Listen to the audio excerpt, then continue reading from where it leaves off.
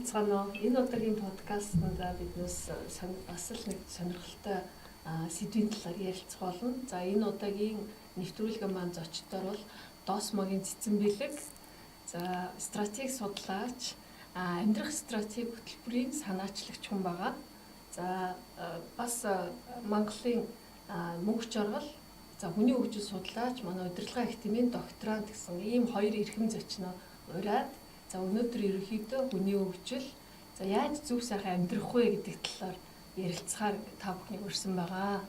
За тэгээд ер нь бол хүн болгон нэг хүн шиг сайхан амьдрах юмсан гэж ярьдаг шүү дээ, тийм. Тэгэхээр хүний хөгжил судлаачийн хувьд нэг хүн шиг сайхан амьдрна гэж яг юуг ойлгох юм бол би ч бас мэдээлэл авчмаар байгаа байхгүй юу, тийм. Тэгэхээр хүн шиг амьдрах тухай ойлголтыг зарим хүмүүс ихэнх нь ингэж ойлгоод байгаа. Ганц амьдрах юм чинь сайхан л амьдрий. За тэгээд тэр сайхан амьдрал нь болохоор эд баялгаар, арвин, эрх мэдэлтэй, алдар нэртэй ч гэдэг юм ингээд дандаа нөгөө өөрийгөө ботсон зорилгоо тавиад тэрний хойноос яваад. Гэтэл энэний цаана хэр их зүйл авахыг хүснэ, тэр хэмжээгээр нөгөө эргээд хүн байх утга нь алдагдаад асуудал үүсгээд байдаг. Гэтэл хүн шиг амьдрахын талаар илүү сайн ойлгохыг бол тэр Антуан Сент гэдэг нэг хүн бий. Тэр хүн юу гэж хэлсэн гэхээр нөгөө хүн байх нь хариуцлагын мэдрэх нэр. Чамаас болоогүй ядуурл гуйламжлалын төлөө ичхийн нэр гэж. Чамаас болоогүй ядуурл гуйламжлалын төлөө ичхийн нэр. Тэгээ нөхдийнхөө байгуулсан гавьяагаар бахархын нэр, өргөн орчлон босгож явахдаа өөрийнхөө тоосхыг үрж явахдаа өргөн орчлон босголцож байгаа мэдрэхийн нэр гэж хэлсэн байгаа. Энэ дотор яг үгээр ихэвчлэн нөгөө бусдыгаа бодож амьдрах амьдрал бол жинхэнэ хүн ёсны амьдрал юм а гэдэг санаа яваад байгаа юм. Тэгээ энэ ч маш олон зүйлээр бас нотлогддог л доо. Тэгэхээр ер нь хариуцлагатай байх нь өөрөө эргээд хүн шиг амьдрч байна гэсэн үг болж таарна. Ер нь бол хүн ёс гэж ярьдаг чинь цаана тийм. Тэр нэг хүн шиг амьдрахад тэр нэг ёс зүй, ёс суртахууны асуудал маш чухал юм аа л гэдэг. Түүнээс биш ганцхан амьдрах юм чинь ингээд бүр дур зоргоороо хүссэн бүхнээ хийгээд өөрөө л сайхан амьдрч бол бусд нь ямар байх нь хамаагүй аашлахын нэр биш байгаа байхгүй. Тэгэхээр таны хувьд яг энэ хүн шиг амьдрна гэдэг нь таны хувьд яг юу гэж ойлгогддог вэ? Нөгөө стратеги судлаач гэхээр бас сонирхолтой санагдав. Ямар өнцгөөс харах нь гэдэг тийм. Яг сургалт дараа явж байхад тэгдэлтэй хүмүүс үгүй нэг л амьдрын те. Тэгэл дараа төрөл гэл байдаг ч юм уугүй ч юм уу өгцөн чинь дараа төрөхгүй ч юм билүү те. Тэгэхээр зөв амьдрсан шиг амьдраад яг тэрэн шиг мөнх жаргал одоо судлаач хэлснээр амьдрсан шиг амьдрна гэдэг бол авахын нэр биш, хүссэн хүсээгүй маш олон судалгаанууд өгдөг штэ ингээд ахиуц ханамж гэдэг чи ойлголт өгдөг те. Хүн аваалын хизээ нэгэн цагт тэндээсээ нөгөө аз жаргал сэтгэл ханамжийн мэдрэмж авах нь угаасаа зогсож байна. За тэгвэл бид нар цаашлаад юунаасаа тэр сэтгэл ханамж сайн сайхан байдлаа олж авах юм. Тэгээ энэ бол стратеги угаасаа яг стратегийн бүрдэл хэсэг буюу strategic formulation гэдэг хэсэгт байдаг байхгүй. Байгууллага болгонд хэрхэм зорилго байдаг. Өөрөөр хэлбэл тухайн байгууллага юуны төлөө оршин байгаа юм бэ? Тухайн байгууллага бий болсноор үйл ажиллагаа явуулснаар хэн тэндээс ямар өгөөж үнцнийг хүртэх юм бэ? Тухайн байгууллага үйл ажиллагаагаараа оршин байгаа байдлаараа юунд хувь нэмэр оруулах юм бэ буюу өгөх сэтлийг илэрхийлдэг ойлголт байдаг. Эрхэм зорилго гэдэг бол. Тийм болохоор хүнд ч гэсэн тийм өгөх сэтлтэй одоо үйл байх хэрэгтэй болох нь шүү дээ. Энийг нь бид нар амьдралын зорилго гэж нэрлэдэг байгаа. Өөрөөр хэлбэл амьдралын зорилго гэдэг нь та өнөөдрийн хүртэл өөртөө бий болгосон нөөц, ур чадвар, мэдлэгээ юунд зориулж, юуны төлөө амьдрвал сэтгэл ханамжтай амьдарч өөрийнхөө хувьд утга учиртай байх юм бэ гэдэг ойлголтыг ярьж байгаа. Тэгэхээр эндээс нөгөө нэг утга учир гэдэг ойлголт гарч ирээд шүү дээ. Одоо яг энэ утга учир гэдэг ойлголт бол философт маш өргөн судлагдсан л та. Өөрөөр хэлбэл амьдралд ямар утга байдгийг, амьдралын утга учир гэж юу юм?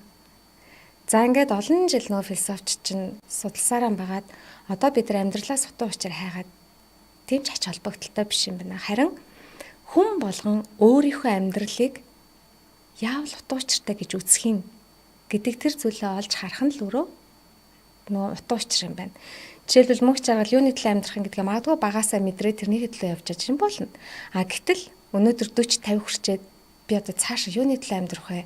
Өнөөдөр хүртэл юуны төлөө амьдрсан бэ гэж өөрөөсөө асууж байгаа бол өнөөдрөөс эхлээд юуны төлөө амьдрахаа та өөртөө бас оноож болно тий. Тэгэхээр өөрөөр хэлбэл хүн угаасаа авах сэтэлтэй амьдрдаг. Энэний зэрэгцээ бид нар хүссэн хүсээгүй өөрөө л томьёолж олж хараг болохоос өгөх сэдэлтэй бас амьдарч байгаа. Тэгэхээр тэрийгээ бид нар олж хараад томьёолох нь хэцүү юм аа. Тэрийг л одоо энэ тэнцвэрийг хадгалж байгаа л өөрөө жинхэнэ хүн шиг амьдрах тухай юм шүү дээ гэсэн. Өгөх сэтэл гэж их сонирхолтой нэр томьёо байна л та. Ер нь их сонсож байгаа юм байна. Тэгээ ихэвчлэн хүн болгон яг амьдралынхаа зорилгыг тавь гэхээр л тэ ингээл нэг хугацаагаар ингээд төлөвлөл гэж сургалтууд ордог шүү дээ. Тэгээ би өөртөө ингээл багасаа л за 5 жилийн дараа би хэн байх вэ гэж тэгэхээр ихэвчлэн дандаа за яг сургууль соёлоод төгсөх гэж байгаа. Эсвэл нэг машинтай болох те, эсвэл нэг байртай болох. Тэрний дараа юу ч юм те, ямар нэгэн байдлаар нэг эд материал гэж явуулдаг те. Тэгтэл эртнээс ахуулаад ингээд манай монголчууд нөгөө ертөнцийн 3 дээр хүртлээдэг шүү дээ те. Эрхэн баян чинь явж эд баялаг биш. Эрдэмтэн болол хуурдаг шүү дээ. Тэгэхээр нөгөө нэг юм баялаг гэдэг энэ талаарх ойлголтууд одоогийн нийгэмд бол хөвчлэн дандаа бит зүйлэр буюу мөнгөөр илэрхийлэгдсэн тийм зүйлсийн талаар их ярьдаг болчихлоо те. Тэгтэл сая өөрөө чи ярьсан өөх сэтэл гэхээр биднээс нэрээ өөрсдөө л мэдэхгүй болохоос биш үр хүүхүүдээ өсгөж юм. Гэхдээ үр хүүхдийнхээ төлөө хүн болгон бүх чадхаараа өгж юм те. Тэгэхээр биднээс өөрсдөө ч мэдэхгүй өөх сэтлэр амьдрдаг юм байна гэж сая бодоо суучлаа л та. Тэгэхээр нөгөө стратеги гэхээр өвчлэн дандаа байгууллагын тухай эсвэл улс орны хувьд хөгжлийн стратеги гэж биднээс их ярьдаг л та. Түүнээс яг одоо хувь хүндийн стратеги хэр хамаатай юм болов? Татанаас стратеги гэдэг ярихаар яг нөгөө стратеги ярьдаг зарим хүмүүс жоохон дургуутдаг л дээ. Энд чи их том ойлголт те. Нүсэр гайхалтай том ойлголтыг тэгэд ч хэн бүхэн хийж сэтгэж чадахгүй тийм зүйлийг ингээд юм амьдрал дээр хүн бүхэнд хамаатай болгож буулгалаа гэтэргээд өөрөлдвөл одоо мэдлэгийг эзэмших гэдэг нь шүү дээ зарим хүмүүс. Гэтэл энэ бол хүн бүхэнд хамаатай зүйл. Өөрөлдвөл стратеги гэдэг бол ерөөсөл тэр арга замыг хэлээд байгаа шүү дээ. Ингээд тодорхойлсон тэр зорилгодоо тэр үн цэндээ хэрхэн яаж хүрэх юм гэдэг тэр зүйлээ л хэлж байгаа. Тэгэхээр бид нар өнөөдрийн хүртэл стратегтэй л амьдарсаар ирсэн. Жишээлбэл эрчүүд тэгдэг шүү дээ 10 жил байхад ингээд навчааг үерхий гэж гуйгаал те. Тэгээ бүтэхгүй нөгөөдх нь зөвшөөрөгөөс чинь нөгөөдөр нь цэцгээтэй хөтөлсөн явж яддаг шүү дээ. Энд чи одоос нэг тактиктэй амьдраад байна шүү дээ. Энд эртнээс юм олж хараад төлөвлөл. Тэгэхээр тэрийг цаас хувилбартай байж гэн те. Нэстэй стратеги үнэр энд байна шүү дээ. Тэгэхээр бид нар өөрсдөө л буулгаж харж энэ стратеги нь энэ тактик нь энэ төлөвлөгөө нь гэж л ялгаж хараагүй болохоос угаасаа л тийм зүйлд амьдарч ирсэн. Тийм байсаар ч яах болно. Тэгэхээр энийгээ илүү тодорхой хараад илүү үр дүнтэй амьдрахтаа энийг ашиглаач л гэж байгаа санаа юм. Үсвсэг л хүн бүх стратегтэй амьдарч байгаа юм бол таны түрүүний хэлсэн тэдэн жилийн дараа юм болно гэдэг чинь стратегийн бүртлэгсэж алсын хараа явж байгаа шүү дээ. Тэр байтугай одоо өмнөх ярилцлагууд дээр ч гэсэн би ярьжсэн нь буддад хүртэл хэрхэн зорилго алсын хараа байжээ. Тэг судлаа үзсэн тий. За одоо бусад шашны хан бол бас өөрсдийнхээ судлаа сонирхоод үзэхэд илүүдэг баг. Жишээлбэл буддагийн хувьд бол нөө их болсон 6 зүйл хамаг амьтны тусын тулд өгч штэ өөрийнхөө ямыг тийшээ зориулж байна те. Эргээд би бэр гэгэрлийн хотгийг олохолтгой. Гэгэрхийг хүсээд авах гэдэг те. Тэгэхээр авах те. Тэгэхээр нөгөө өгөх сэдэлтэй эрхэм зориг. Би юу ч сурсан мэдсэн бүх зүйлээ бусдын сайн сайхны төлөө зориулна. Эргээд би гэгэрнээ авч байгаа сэдэл нь. Өгчвэж авна гэсэн. Одоо нэг монголчууд өгөө аваад тэнцэх гэдгийн цаана бас бүр энэ стратегийн те энэ ойлголтыг бүр ойлгоод харсан ч юм шиг те эртээр үед. Хүний хөгжил талаас энэ стратегийг ер нь хүний төвшөнд буулгаж болт юм болов. Болохоор орох үе чи одоо бүр яв цав нийцдэг гэж хэлж болно. Жишээ нь хүн төрөлхтнийг тэр Homo sapiens гэдэг ном байгаа. Номон дээр юу гэж хэлэхээр хүн төрөлхтөн өдий зэрэгтэй хүчрхэгжиж хөгжсөн нь бол хамтын ухамсарт нэгдэлтэй холбоотой гэж. Бид нөгөө хэл яриа хөгжсөн гэдэг. Гэтэл тэр чинь нөгөө цаана хамтын ухамсарт нэгдэл чинь байж иж өөрөө өдий зэрэгтэй хүчрхэгцэн гэдэг тэр гол ойлголт нь тэр юм байна. Яагаад тэгэхээр хүний зөвхөн Homo sapiens буюу биднээс гадна бас нэг 6-7 зүйлийн хүн байсан баг. Нэг Homo neanderthal, Homo erectus, Soloensis гэл тэ. Тэдний яагаад устдаад үгүй болчих гэдэг нэг. Дээрээс нь хүн гэдэг амт өөрөө их туйлын сул дорой. Оюун ухааны нийс тооцоол гэсэн. Нөгөө ямар нэгэн араатай ирлээ гэхээр өөрийгөө хамгаалах зараа шиг өргөс байхгүй. Нисээ явчих далавч байхгүй. Хоёр хөл дээрээ босоо зогссон учраас 4 хөлтэй амттаас удаан хурдны үед. Тий. Тэгэхээр энэ байгалийн зүй тогтлол ийм сул дор амт чинь их олуула сүргэлж иж амьдрах чадварыг сайжирч чаддаг. Бие биенийхээ нөгөө хамгаалдаг, бие биенийхээ сул талыг нүгдэг гэсэн. Илүү хүчрхэг амьтад бол ганц нэгээр эсвэл цөөхүүлээ сүргэлдэг. Тэгэхээр хүн төрөлхтний ер нь хөгжлийн нэг суур зүйл бол хүчин зүйл нь бол хамтрал гэдэг ойлголт гарч ирд юм байна. Гэтэл хамтрал дээр чинь өөрөө тэгвэл хамтралд юу чухал юм бэ гэхээр нэгдүгürt бие биедээ итгэх итгэл. Бие биедээ итгэх итгэл чинь өөрөө нэг нэгээ дэмнэх, нэг нэгэндээ өгөх, нэг нэгэндээ туслах тэр сэжмээр холбогддог. Бүгд л би эхлээд гэдэг нэг тамийн тогооны үлгэр болно. Тэгэхээр би бусадынхаа төлөө юу хийж чадах вэ гэж энэ чинь нэг хамтрал илүү батчдаг юм байна.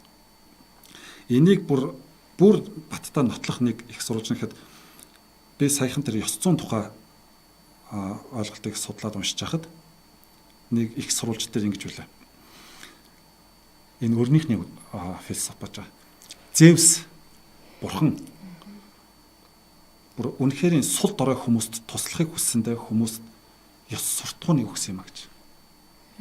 Тэгээ ёс суртахуун тэр хүмүүсийг нөгөө хамтдаа байх боломжийг олгосон буюу хүчит зэвсгэн юм а гэж. Илүү хүчтэй болгосон. Тий. Тэгвэл Альберт Эйнштейн бас хэлсэн байгаа байхгүй. Хэрвээ ёс суртахууны соёл байхгүй бол хүн төрөлхтөнд аврал байхгүй гэж. Тэгэхээр энэ өөрөө юу хэлж байгаа нөхлөөр бүр цаа санаа бол бид нөгөө хамтарч иж илүү амьдрах чадвартай болдог. Тэгэхээр хамтрах тухайд бол нөгөө бие биедээ өгөх үнс нь бие биедээ нөгөө тусалж чадах тэр сэтэл нөгөө өөх сэтэл гэдэг санаа авч байгаа.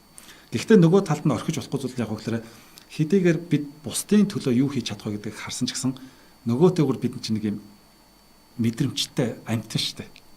Бидний мэдрэмж бас нэг юм таатай байх хэрэгтэй буюу нөгөө авах сэтэл чинь бас байх хэрэгтэй гэдэг. Тэгэхээр энэ хоёрын тэнцвэрийг хадгалж чадах юм бол хүн амьдралдаа утга учир үр дүнгийн тэнцвэрийг хадгалж чаддаг гэсэн. Утга учир үр дүнгийн тэнцвэр гэдэг чинь цаашаа үзэх юм бол утга учираасаа нөгөө аз жаргалын мэдрэмж нь бий болж чаддаг, үр дүнгээс нөгөө амжилт нь бий болж чаддаг буюу амжилт аз жаргалын тэнцвэр болдог. Энийг чинь хамгийн энгийнээр хэлбэр талаас нь хэлэх юм бол бидний ярьдаг нөгөө ажил амьдралын тэнцвэрийн асуудал дахиад хөндөгдөж байгаа байхгүй. Тэгэхээр энэ яалч байхгүй бол энэ эрхэм зорилго алсын хараа гэдэг ойлголт бол бид л одоо стратегтэй холбохгүй янз бүрээр томьёолжсэн болохоос холбоод харах юм бол яг л нөгөө хүний амьдралдах стратегийн асуудал хэрэгж байна. Бидээс бол нэлээд өвлийн үднээс ирээд шиг юм. Тэгвэл надаа ингээд бас сонирч цаг хөдөлж ил та. Яг энэ авах өгөх нь тэнцвэрчсэн амьдрах стратеги нь их сайн төлөвшсөн тийм бодиттой хүмүүсийн жишээ байна уу? Тэднээсээс хуваалцаач гэвэл та бүхэн одоо ямар стратегитай яваад хэрхэн амжилтанд хүрсэн талаар нэг жишээ баримт танилцуулж болох уу? За яг хоо зөвхөн өнгөрсөнд ингээд нөгөө гайхалтай хүн төрөлхтөнд гайхалтай хувь нэмэр оролцсон хүмүүс байна тий.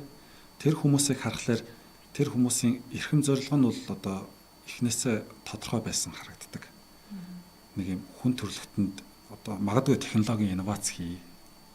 Хүн төрөлхтний нэг амьдралыг дээшлүүлээ, сайжруулъя гэдэг ч юм уу. Жишээ нь Тересагийн түүхийг харж байхад бол тэнд бол ерөөсөө энэ дэлхий дээрх бүх хүмүүсийн төлөө гэдэг амьдэрсэн байх жишээ нэ. Тэр битгийл шоргооц хорхоонуудыг хүртэл алахгүйгээр түүгээд шилэн савнд хийж яадаг. Нөгөө амьд амтны амигч хүртэл хөнөөхгүй тул те. Бусдын төлөө амьдэрсэн түүх нь харагдаж байгаа байхгүй. Магадгүй Стив Джобс бол тэр нэг технологийн шинжилгээ, инновац хийхин төлөө амьдэрсэн байх жишээ нэ. Тэгээ тэр нь бол ерөөсөө бүтээх тухай ойлголт төрөлхөөс биш. Тэр нэг би энэ дэлхий дээр алдартай болчих гэсэн сэтлэр хийж агуу зүйлс бүтээгдэж байгаагүй юм байна л да. Тэд өөрсдөө тэр нэг зорилгоо үйл ажиллагаагаа стратегтэй байна гэж бодож байсан хэсгийг бол мэдэхгүй. Амьдрах стратеги гэдэг зүйлийг бол яг тэгэхээр урд өмнө хүмүүс тэгж их хайхтар ярьж байгааг учраас тэдний хувьд бол өөрсдөө стратегтэй байна гэж бодож байсан байх магадлал туйлын баг. Гэхдээ үнэхээр бодоогүй ч гэсэн амьдралаа бүр толгойн дотроо яг стратегтэй юм шиг цэгцэлсэн амьдсан хүмүүсийн түүхэл байна. Тэгээд энтхэгийн нэг ерөнхий сайдын илтгэл дээр байсан. Тэр юу гэсэн үг хүүхд залуучуудад зориулаад тавьсан илтгэлтэй. Та бүхэн өглөө эрт сэрхийн тулд орой эрт унтах нь амьдрах хамгийн зөв стратеги гэдгийг битгий мартаарай гэж. Энэ өөрөө юу хэлж байгаа вэ гэхээр хүүхэд болгонд бас амьдралдаа стратегийг баримтлаарай гэдэг сэжин байхгүй тий. Стратеги гэдэг үг орсон. Үг нь орсон тий. Энэ бол 1980 90-90-ад оны үе юм уу? Тэр илтгэл нь байсан байхгүй. Тэгэхээр энэ дээр юг харж болох вэ гэхээр за тэр хүмүүс бол нэгдүгээр стратегтай байх гэж оролцсон байна. Тэгэхээр амьдрах стратеги гэдэг томьёолыг нь гаргаж ирж хэрэгжүүлээгүй. Яг бол тэдний зорилго өөр байсан учраас тийм явсан байна. Бодит жишээ гэвэл одоо хүмүүс энэ амьдрах стратегийн үйлчлэгийг аваад амьдралаа цэгцлээд явж байгаа хүмүүс байна. Би зүгээр өөрийгөө хэлэхэд бол яг энэ стратегийн дагуу бас боловсруулад ингээд явж байхад миний хувьд бол стресс буурч байна. Сэтгэл ханамж нэмэгдэж байна. Тэгээд амьдрал илүү цэгцтэй болж байна. Өөрийнхөө эрхэм зорилгыг тодорхойлоод, алсын араагаа тодорхойлоод тэгээд яг түүндээ чиглэсэн шийдвэр гаргалтуудаа хийгээд, хувилбаруудаа тодорхойлоо явуулаар бол амьдрал хамаагүй хөнгөн энгийн болж байгаа юм. Тэр бодит кейс нь бол би өөрийг л жишээ татгаар. Тэгэхээр заавал одоо стратеги гэр ингээл цаасан дээр зураа алтын ингээл юм дайны тактик шиг юм бол биш шүү дээ. Өөрөлдвөл нөө эрхэм зорилго алсын араагаа мэдээд үнэт зүйл зарчмаа тодорхойлсон гэдэг чинь л би юуны төлөө явж байгаа, хаана хүрэхийн, тэгтээ юг зайшгүй хайрлж хамгаалж авчулдгийн, юг хийж болох юм болохгүй ингээд энэ зүйлээ мэдчихээр л хүн өөрөө ирэхгүй нөө шийдвэр гаргалтанд тийшээ чиглэл оновчтой болоод ирж байгаа нь л нөө стратегтэй байх ихний юу гарч ирж байгаа хгүй. Тэгээд тэр үн цэн бүтээх өгөх сэтлэгд чинь заавал тийм агуу том байх албагүй штэ. Магадгүй бага сургуулийн багш сургалтаа орж явахдаа, хичээлээ орж явахдаа би энэ хичээлээр дамжуулаад Монголын одоо ирээдүйг сайн сайхан болгох тэр хүүхдүүдийг хүмүүжүүлж байгаа гэдгээ итгэж үнэмшиж тийм сэтлэр л тэр хичээлийг зааж тийм сэтлэр ажиллаа хийнэ гэдэг чинь л тийм үн цэнг бүтэж байгаа асуудал байхгүй. Өөрөөр хэлбэл юмаа хийж байгаа тэр утга учраа л өөрөө ойлгож олж харна гэдэг чинь би цаашаа юуны төлөө явах юм, юунд хувь нэмрээ оруулах юм, тэхийн тулд би ямар хүн байх ёстой ингээл тэндээс нөө бүх юм чи ургаад гараад ирдэг. Угаасаа тийм сэтлэн. Тэгэхээр хүмүүс ингээл амьдрах стратегтэй байх магадгүй үн цэнд бүтээж хувь нэмрээ оруулах гэхээр өөрөөс нь илүү потенциалтай хүний, илүү ухаантай хүний. Энэ бол ухаанаар ч юм уу ерөөсөө хэмжигдэхгүй. Зүгээр та тэрийгэ томьёож тодорхойлж харж тод болгож чадсан уу гэдгээр л ялгарна. Хичнээн олон докторийн зэрэгтэй байлаа гэд тэрийгэ би зөв зүйлд эсвэл бусдын төлөө тэрийгэ хэрэглэхгүй юм бол тэр яг юуны төлөө сурсан юм бол те дандаа зөвхөн өөрийгөө магтуулж өөрөө албан тушаалтай гэдгийг мэдрэх гэж сурсан бол тэрийг бол одоо үн цэнтэй юм хийж хувь нэмэр оруулж ийн гэж бол үзэх нь юу л бол. Тэгэхээр нэгсэндээ өөрийнхөө өчүүхэн жижигхэн ч байх хамаагүй сурч мэдсэн зүйлээ бусдад хэрэгтэй зүйлд зориулах замаар л тэр нэг амьдралынхаа тэр нэг утга учиртай гоё аз жаргалтай мөчүүдийг л бий болгох тухайгаад байна. Энийг юм асууж байна. Өөрөө бас энэ менторинг хөтөлбөр гээд явуулдаг учраас тодорхой бодиттой кейсүүдийг мэдчихэж байгаа хэрэг. Сая ингээд сонсоод тахад надад ч ихсэн санагдсан зүйл бол яг л нөгөө бусад хүмүүс тэгж бодож байгаа. Энэ амьдрах стратегид чи их л том ойлголт юм байна. За надад ч хамаатай болоо да гэж бас ингээд гайх тийм сэтгэлд төрчихж магадгүй. Тэгэхээр магадгүй одоо энэ жил одоо ингээ 12-д төгсөх гэж байгаа ч юм уу эсвэл 11-р ангид байгаа сурагчийн үед амьдрах стратеги нь юу ээж болтгийг бодиттой кейс үйл зүгээр нэр хамаагүй л дээ. Бодиттой кейс үйл яриач нөгөө талаас 40-50 нас хүрсэн аль хэдийн мэрэгчлээ сонгоод ажиллаад магадгүй 10-20 жил ажилласан хэрнээ би юу юуны талаа амьдарч ийн гэд бас эргэн харж гайхаж байгаа хүмүүс бас байж болно тийм. Тэгэхээр магадгүй 40-50 нас хүрсэн хэрнээ тийм хүмүүсийн хувьд амьдрах стратеги тодорхойлоод цаашаа явбал хэр амжилтанд хүрсэн тийм энгийн жишээнүүдээ бас хуваалцгүй. За мэрэгжил сонголттой холбоотой бол тэр сонгож байгаа мэрэгжил яг үнийг хэлэхэд бүх юм биш шүү дээ. Тэр бол магадгүй тухайн хүүхэд би юуны төлөө гоё амьдрах вэ? Би сурсан мэдснээ юунд зориулах вэ гэдгийг олоод харчих юм бол тэрэнд минь ямар мэрэгжил хэрэг болох вэ гэдэг л одоо агуулга байхгүй юу те. Тэрш имч болол аймар мундаг болол одоо гэдэг гагнуурчин болохоор айгу мяа болоод байгаа юм биш шүү дээ. Би тэр сурж байгаа мэрэгжлээ юунд одоо ямар юунд хувь нэмэр оруулахтай ашиглах юм бэ гэдэг нэг нөөц гэж харах нь их чухал байдаг. За тэгээ хүүхдүүдтэй мэдээж ажиллахад нөгөө яг ухамсарт тарих бүрэн хөгжөөгөө те. Яг ингээд ухамсарын үед бүрэн төлөвшөөгүй учраас аль болох л одоо ингээд ер нь сурж мэдснээ юунд зориулахыг хүсэж байгаа юм бэ гэдэг тал дээр нь илүү ажилдаг гэсэн. За дөрөв дээр 40-50 хүн гэж байна. Яг яаж амжилтанд хүрсэн жишээгээд асууж байна. Гэтэл амжилт гэдэг чинь өөр бас хүн хүний хувьд ялгаатай тий. Бид гурийн хувьд амжилт гэж юу гэж асуувал энэ бол субъектив үнэлэмжийн тухай асуудал. 40 хүртлээр магадгүй би ахуйгаасаа болоод өөрийнхөө зорж хийхийг хүсэж исэн зүйлээ би хийгээгүй байж болно. Гэхдээ оройтхгүй шүү дээ. Хизээ нэгэн цагт би яг юуны төлөө өөрийгөө зориулахыг хүсэж ирсэн тэр нь 50 настай ч эхэлж болно. Өнгөрсөнд ямар байснаас үл хамааран яг өнөөдрөөс эхлээд би юуны төлөө амьдрах юм бэ гэдгээ олж хараад тэрний төлөө амьдрна гэдэг бол гайхалтай утга учиртай амьдралахгүй тий. Айл болох эртхэн тэрийг ухаарах тусмаа таны нөгөө жаргах хугацаа л уртсна. Тэрнээс оройтно гэсэн ойлголт байхгүй. Одоо 50 хэдтэй, 60 хэдтэй хүмүүс байна. Ерөнхийдөө нэг итгэл үнэмшил нэг алдаатай байсан. Тэ? Нэгсэндээ за жишээлбэл одоо юу гэдэг олон хүүхэд төрүүлж өсгөөл нөхөртөө үнэнч байгаа л та маш сайн гэр эзэгтэй байвал би сайн хүн юм байна гэж бодоо явж исэн тийм биш байх тохиолдол маш олон эмэгтэй тарлаж байгаа хгүй юу? Нөхөр нь гинт салдаг, нөхрийн хувьд хинч шолдог тий? Нас ордог, эсвэл хөгжлийн бэрхшээлтэй болчдөг. Тэр үед нөгөө эмэгтэй чинь гинт хүүе би одоо яах вүлээ гэл тий? Өөрөлдвөл магадгүй нөхөртөө итгээд нөхөртөө бүх юмаа даатгаад би хүүхдээ л гэл ингэжүүл гэд ингээ харсан чинь өөрөө ч боловсрлоо эзэмшиж амжаагүй. За тэгэл яг нүдэ нэгэл за одоо өнгөрсөн бол өнгөрсөн би өнөөдрөөс эхлээд тэгвэл яаж амьдрах юм, юуны төлөө амьдрах юм гэдгээ ингэж тодорхойлж байгаа хүмүүс маш их байгаа. За зарим нь бол ингээд ахуйдаа баригдаад ажил хийж ингэсээрэн байгаад замирсан амьдралаа ол зохицуулц мөнгө байна. Тэгээ мөнгө байгаад ч нөө цаашаа утга учиртай амьдрах юм байхгүй болчингууд одоо тэрийгэ хайж олоод тэрнийхээ төлөө амьдрах ч юм уу.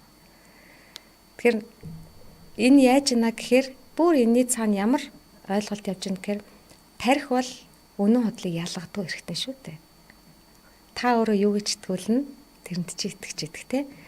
Дээрээс нь тарих тодорхойгүй зүйлд дургу. Ямар нэгэн тодорхойгүй зүйл гарч ирвэл тэрийг заавал хүн өөрийнхөө мэдлэг, итгэл үнэмшил, туршлага дээр тулгуурлаад нөхөхийг хичээж идэг. Жишээлбэл би мөнгө чаргал руу залгаал авахгүй бол тодорхойгүй шүү дээ. Тэнгүүд би хуцаа ийцсэн болоо, гомдцсан болоо мэдгүй юу ч юм те маш олон янзар нөхөн.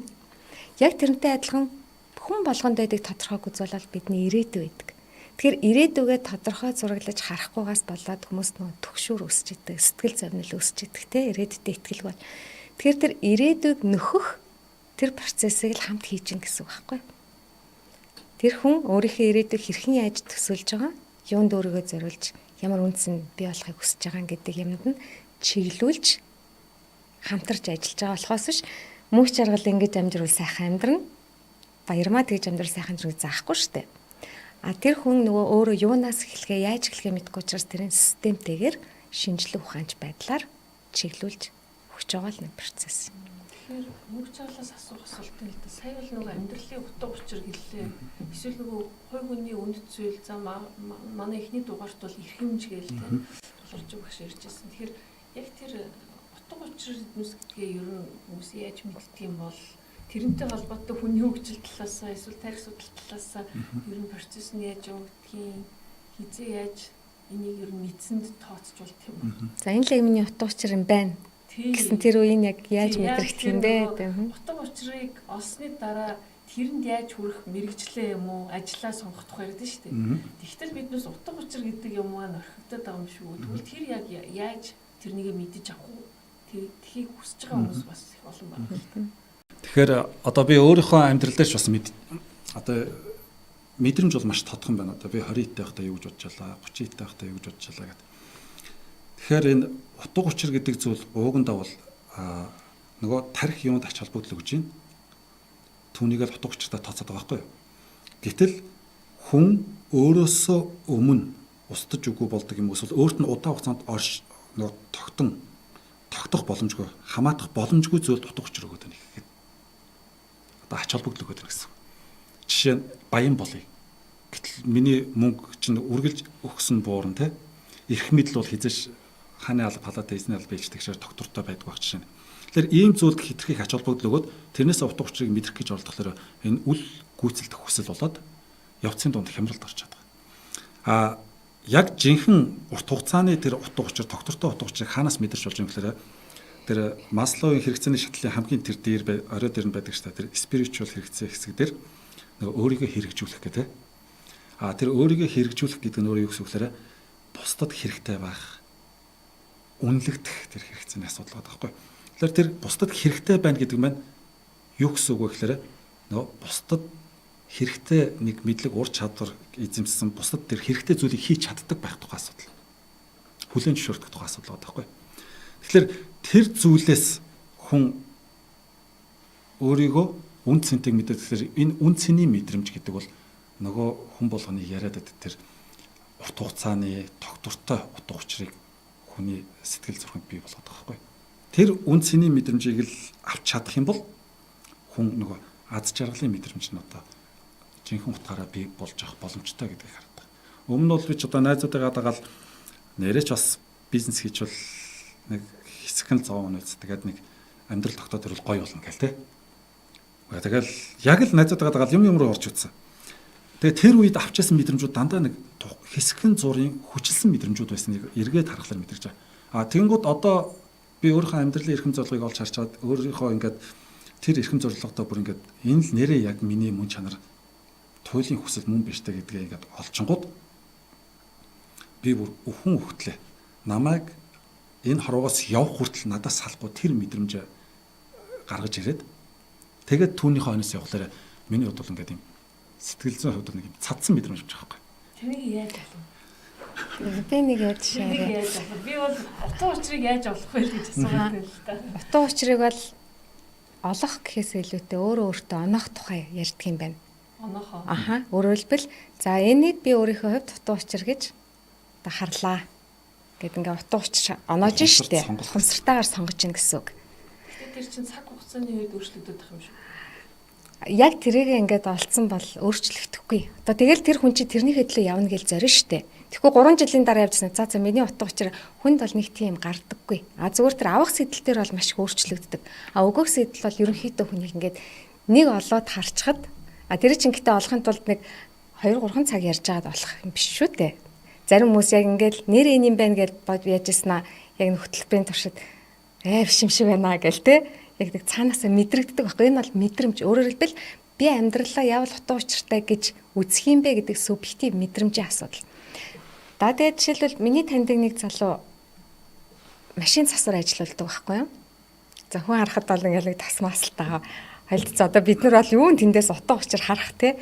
Гэтэл тэр хүн одоо хийж байгаа ажиллаараа дамжуулаад, хийж байгаа үйлээрээ дамжуулаад ямар утга учирыг өөртөө оноож юм гэхээр би бусдын машиныг засдаг засварчин юм шиг харагдж байгаа боловч миний засаж өгсөн машины бүрэн бүтэн байдал эргээд тэр хүнийг амьд явах, аваар осолгүй байх, хөдөлмөрийн чадвараа алтгаасан сэргийлэх те нэгсэндээ амь насыг авардаг ийм үн цэнтэй зүйл юм аа. Тэгэхээр өөрөөр хэлбэл миний амьдарч байгаа утга учир бол би хүмүүст амь бэлгэлдэг тийм зүйлийг хийдэг.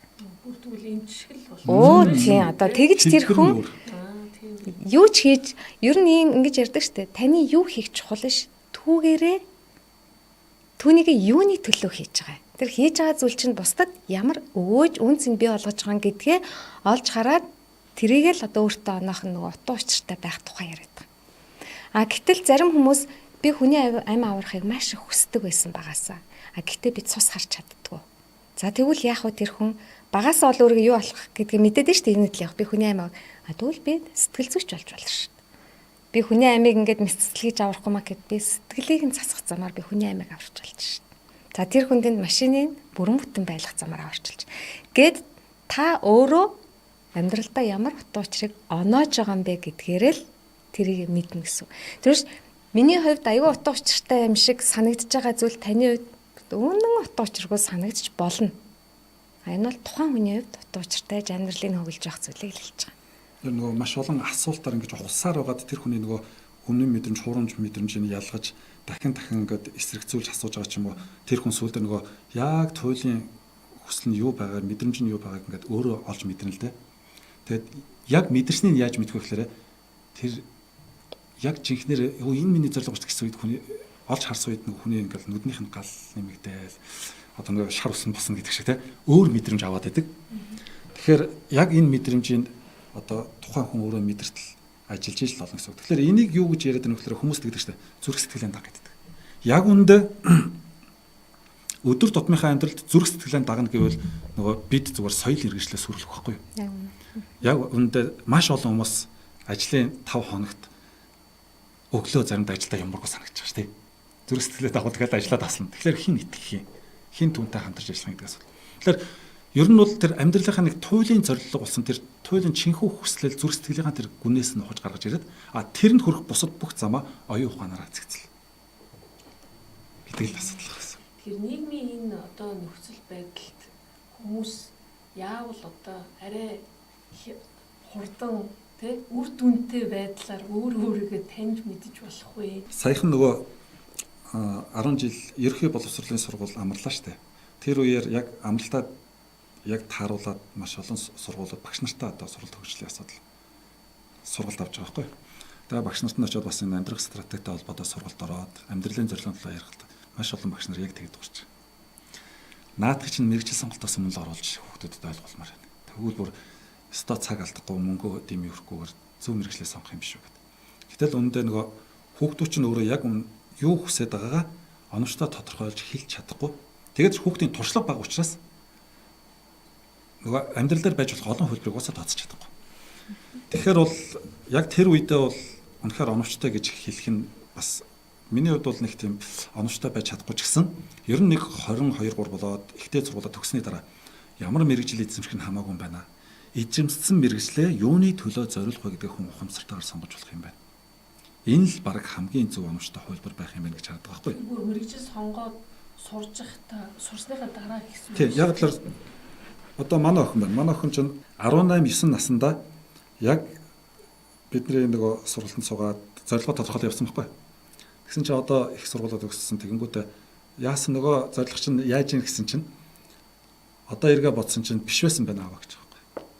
Тэгэхээр ингээд нөгөө хувьсах магадлал өндөртэй нөгөө олон юм тооцож чадахгүй мэдлэг туршлага мэдээлэл дутуу байгаа юм чинь. Тэгээ одоо бол дахиад яг тэгвэл миний хүсэж байгаа зүйл юу вэ гэдгийг өөрөө хайгаал явж байгаа байхгүй. Тэгэхээр болдог бол одоо нэг 25 маа хүрээ тэр ухамсар тархин хөгжиж гүйцээд мэдлэг нарийн болоод амьдрал дээр гараад тодорхой хэмжээнд туршлага хураасныхаа дараа зорилгын томьёолуулаад тэрнийхэн дараа мэргэжлийн сонгуул бол бас тийм. Гэтэл чи хүний амьдрал богино шүү дээ. Тийм боломж байхгүй. Тэгээд систем нь өөрөө 22 наснд гэхэд өөрөө бакалаврын зэргийг авчаад байгаа. Тэгэхээр бол яг явдгаараа яв. Тэр мэргэжлийг сонгоод ямар мэргэжил сонгох нь өөрийнх нь хүсэл байж болно. Гол нь эзэмсэн мэргэжлээрээ. Гэхдээ эн чинь бакалаврын зэрэгээ эзэмшиллээ гэдэг чинь тэр чинь тэгээд энэс цаашаа дахиад сурч болохгүй гэсэн үг юм чинь. Хоёр дахь мэргэжлээ сонгож болно хамаагүй. Тэгэхээр бол 25 наснаас хойшоо илүү хүмүүс нууцтай яг энийгээ зөв тодорхойлох магадлал нь өсөд байна. 25 наснаас хойшоо бол одоо тэгэл бүх насныханд бол ёстой оройтно гэж байхгүйгээр яг ойлгосон өдрөөсөө хэрэгтэйг нь мэдэрсэн өдрөөсөө шууд эхлэхэд л ерөөсөө энэ бол боломж байгаа. Амьд байна гэдэг чинь өөрөө боломж байна л гэсэн үг байна. Нөгөө имрэнгүй сэтгэл буюу сэтгэлийн хатны тухай одоо манай Батцангэл гівш. Тэгээд сэтгэл судлаач профессорнаар ярьжсэн л та. Тэгэхээр яг одоогийн боловсролын тогтолцоо маань хүүхдүүдэд тэр имрэнгүй сэтгэл буюу сэтгэлийн хатыг тэгээд аав ээж нь мөнхийн биш учраас өөрөө амьдрах чадвартай болох тэр амьдрах чадварыг нь одоо хэр өгж байгаа юм бол энэ одоо байдлыг сайжруулахын тулд яавал зүгээр гэж боддог та бүхэн. Тэгэл одоо гадны сайн туршлага Монголдо хэрэгжүүлээд эхэлсэн сайн туршлага байна уу? Өөрчлөгдөх боломж юу нь хэр хурд өөрчлөгдөх боломж байна? Гэрэл гэгээ байна уу л гэдэг нь шүү дээ. Их олон асуулт байна. Ер нь бол бүх амьтад өөрсдөө үр төлийг амьдрах чадвартай болтол нь харж халамжилдаг. Шууд бол дальж өгөргийн нургатал нь тий. Тэгэхээр хүний амьдрах чадварыг гол цөм нь хаана вэ гэхээр энэ тархинд байдаг. Тэгэхээр энэ тархины чинь хөгжил нь өөрөө 25 нас хүртэл яваад байдаг. Тэгэхээр багаас нь эхлээд энэ тархийг хөгжиж явах хувьд нь маш сайн зөв цэнгэлж мэдлэгжүүлж өгмөр юм байна. Тэгэхээр энэ ухамсар тархи чинь хэдий сайн мэдлэгжин төдий чинээгээр хүн гэдэг чинь нөгөө хүмүүжүүлэх гэж яриад байгаа шүү дээ хүмүүжүүлэх. Нөгөө хүн болох процесс нь тэнд явагдаад эргээд нөгөө амтны зарим нэг зангуул амтналаг шинжүүд нь ингээд дарагдчихадаг. Яагаад тэгэхээр хүн чинь дөнгөж төрсэн цагаас эхлээд энэ тархи чинь хөгжих явцад хүний чинь одоо амьдрах чадварыг нөгөө тэр зөнтэй холбоотой ажилдаг тархи хариуцж байгаа байхгүй. Ухамсарын тархи илүү сайн хөгжөөд мэдлэгж чадварч ирэх хэрээр тэр удирдлагын системийг бол одоо удирдлагын бол эрх мэдлийг ухамсар тархи авч ийн гэсэн үг байхгүй. Тэгэхээр энэ хөгжлийн үйл явцыг л ерөнхийдөө хүний хөгжил гэж хэлээд байгаа гэсэн. Тэгэхээр энийг монголчуудын хувьд бол бидний өв соёл уламжлалт дотор яг энэтэй холбоотой маш олон тэр арга зүйнүүд багт. жишээ нь амьтны зүн өөрөө юун дээр суурилдаг гэхээр бүр хамгийн чухал зүйл нь тэр айдсыг мэдрэмжэн дээр суурилдаг гэдэг. Хамгийн түрүүнд ямар нэгэн аюултай нөхцөл байдлыг мэдрээд тэгээд түүнд хариу урвал үзүүлж хурдан амьдгах тий. Тэгтэл бид нар чинь хүүхдүүдэд дөнгөж ихэхээс эхийн хөвлөгөөс гарангууд нь л бараг эхний оройноос нь эхлэл бүү аялж байдаг. Бүү аялна гэдэг чинь бол нөгөө бүү ай гэдэг айцгүй амар амгалан байх буюу айцаас ангид сэтгэл зүйтэй болгож байгаа гэсэн.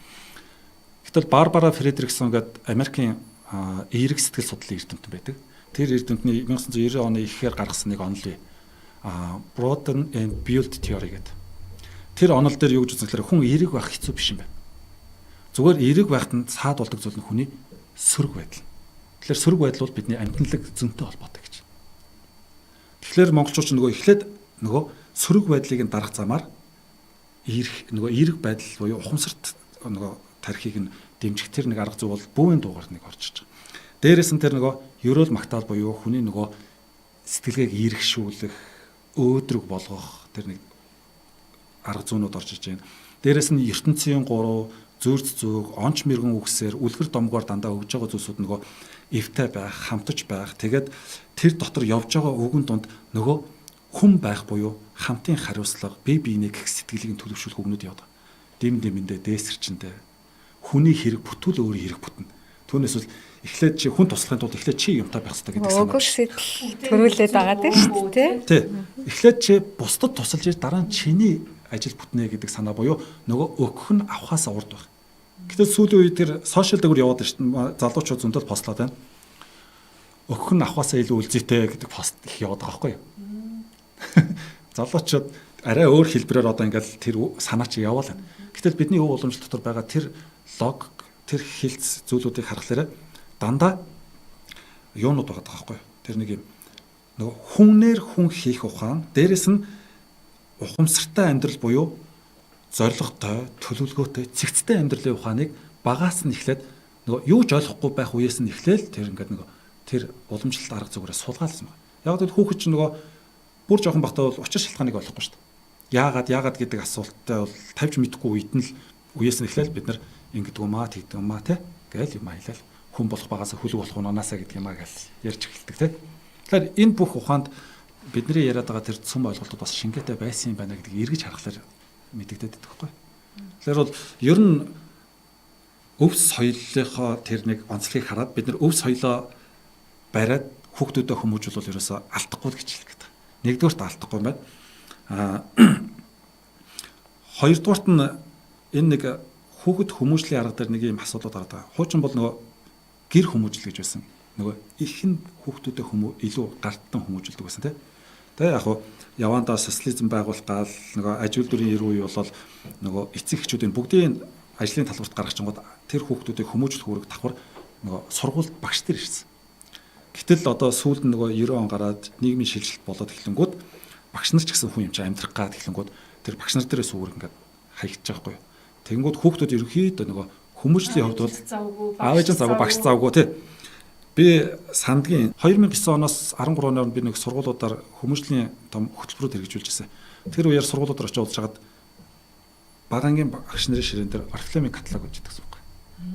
Тэр чинь ерөөсө заавал гарвал нэг амжиргаа залгуулахад бол нэмэлт орлого хийж гээ. Тэгэхээр тэр юу ямар зүй тогтол гэж хэлэхээр анхаарал зав гарвал тийшээ гэдэг чинь ерөөсөө хийх ёстой ажлаа хийгээл тэгэл анхаарал нь тэнд төвлөрдөг гэсэн. Тэгэхээр нөгөө тэнд нөгөө хүүхдийг хүмүүжүүлэх тэр нэг хамаг юм бол хаягдж байгааг л илэрлэх байхгүй. Тэгээд хүүхдүүдийг хэн хүмүүжүүлж эхэлсэн бэ гэхээр нөгөө хэл мэдээллийн суугууд хүмүүжүүлж эхэлсэн. Одоо бол интернет. Замбрааг мэдээллүүд.